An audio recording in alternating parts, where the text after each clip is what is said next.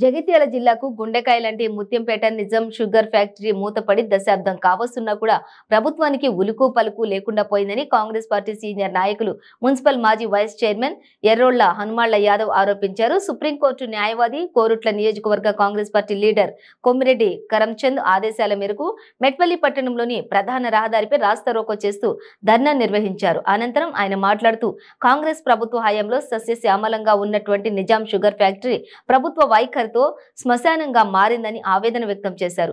జగిత్యాల జిల్లాలో వ్యవసాయ ఆధారిత పరిశ్రమమైన నిజాం షుగర్ ఫ్యాక్టరీని మూతపడడంతో ఇక్కడ రైతులు కార్మికుల పరిస్థితి దయనీయంగా మారిందని అన్నారు.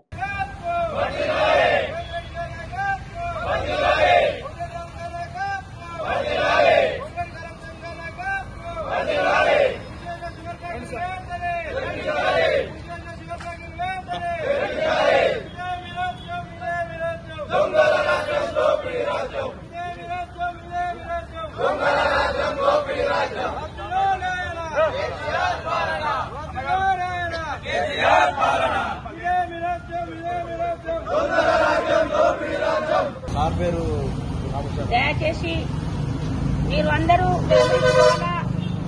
కేసీఆర్ గారు కూడా హరీశ్రావు మరి ఎందుకంటే కాంగ్రెస్ చాలా మోసపోతున్నాము మేము. సోనియమ్మ ఆ రోజు నేను తెలంగాణ ఈయనని ఎంతో కొట్లాడింది, ఎంతో వేలాడింది, కానీ అమ్మ మరి మొత్తానికి కేసీఆర్ కి కుండ ఇచ్చి మరి మాకు ఉన్న మోసమంతా కేసీఆర్ తినేసి మాకు ఒక్కలే ఉంచిండు. ఏమాత్రం ఏ గల్లీలో ఏ తల్లి ఉన్నా, ఏ చెల్లి ఉన్నా, ఏ అక్క చెల్లెలు ఉన్నా, ఏ అన్నదమ్ములు ఉన్నా బాగా దారుణంగా జరుగుతున్నాయి. దయచేసి మీరు కూడా గమనించుకోండి, అందరూ తెలుసుకోండి.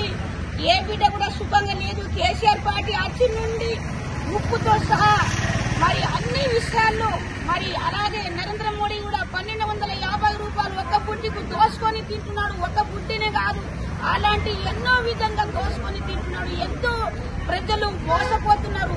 ప్రజలు అందరూ అక్కచెల్లెలు ఏమాత్రం సంతోషంగా లేక మరి ఆనందంతో లేక ఏ గల్లీలో చూసినా, ఏ గల్లీలో తిరిగినా, ఎక్కడ లెక్కినా, ఎక్కడ ఎత్తినా ప్రతి ఒక్క అక్కచెల్లెలు కుటుంబం సర్వనాశనం అయిపోతున్నాయి.